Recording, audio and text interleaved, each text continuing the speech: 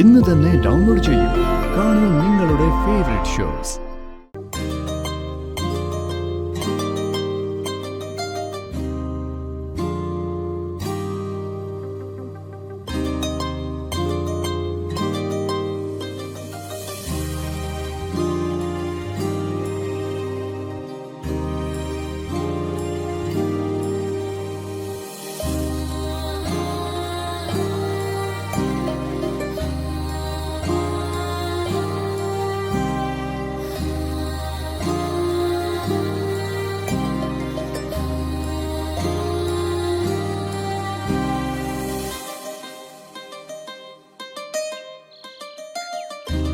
Hello.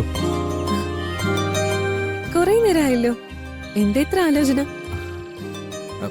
നമ്മുടെ അന്വേഷണം ഇപ്പൊ സ്റ്റക്കായ അവസ്ഥയില. പൃഥ്വിയിൽ നിന്ന് കൂടുതൽ വിവരങ്ങൾ കിട്ടിയാലേ നമുക്കിനി മുന്നോട്ട് പോകാനാവും. അഷിതയുടെ പേരിൽ ഇനി അങ്ങോട്ട് പോകില്ല എന്ന് താൻ സത്യം ചെയ്ത് കൊടുത്തില്ലേ? ആ അതെ. പക്ഷേ കിരണിന് അവിടെ കയറാൻ വഴിയുണ്ടായിട്ടും പോവാത്തതാണ് കഷ്ടം. എടോ, ഞാൻ ജനിക്കുന്നതിന് മുന്നേ എന്നെ വേണ്ടാന്ന് വെച്ച ഒരാളുടെ കാല് പിടിച്ച് ഞാൻ അവിടെ കയറണമെന്നാണോ താൻ പിന്നെയും പറഞ്ഞു വരുന്നത്? ശരി, കിരൺ എന്റെ കൂടെ വൈകിട്ട് അമ്പലത്തിൽ വരാവോ? വരാം. മുന്നോട്ട് പോകാൻ വഴികളില്ലാത്തപ്പോ ഒരു വഴി കാണിച്ചു തരാൻ ദേവിക്ക് മാത്രമേ പറ്റൂ. ആ നടയിൽ പോയി നിന്ന് പ്രാർത്ഥിച്ച എന്തെങ്കിലും ഒരു പോംവഴി ദേവി തരും. ഞാൻ വരാടോ, നമുക്ക് വൈകിട്ട് പോവാം. വാ.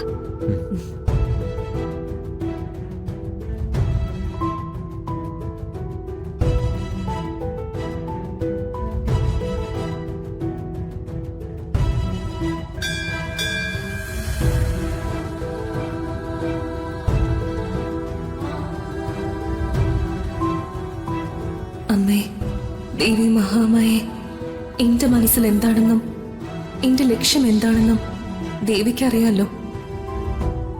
ഇനി മുന്നോട്ട് പോകാൻ ഒരു വഴിയും കിട്ടാത്ത അവസ്ഥയാ. പൃഥ്വിയിലൂടെ വേണം എക്സ് എന്ന വിളിപ്പേരുള്ള ആളെ കണ്ടുപിടിക്കാനും അതിലൂടെ മേനോനിലേക്ക് എത്താനും. പക്ഷേ ഇന്ദ്രപ്രസ്ഥത്തിൽ കയറാതെ പൃഥ്വിയുടെ രഹസ്യങ്ങൾ ചികഞ്ഞെടുക്കാൻ കഴിയില്ല.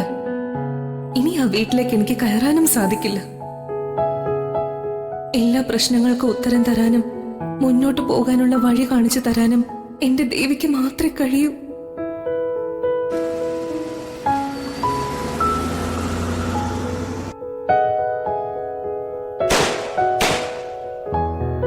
അമ്മേ ദേവി, ദുർഗയുടെ സങ്കടങ്ങളെല്ലാം മാറ്റണേ. ദുർഗ എന്ന് ഒരുപാട് സന്തോഷത്തോടും സമാധാനത്തോടും ജീവിക്കാൻ വേണ്ട സാഹചര്യങ്ങൾ ഉണ്ടാവണേ. ഞങ്ങൾക്ക് ഒരിക്കലും പിരിയാതെ ഒന്നായി ഒരുമിച്ച് ജീവിക്കാൻ സാധിക്കണേ. അമ്മേ, രക്ഷിക്കണേ. മുന്നിലേക്കുള്ള വഴിയും വെളിച്ചവും നീ മാത്രമാണ്. എന്ത് ചെയ്യണമെന്നറിയാതെ പകച്ചു നിൽക്കുന്ന എനിക്ക് ഒരു വഴി കാണിച്ചു തരണേ ദേവി.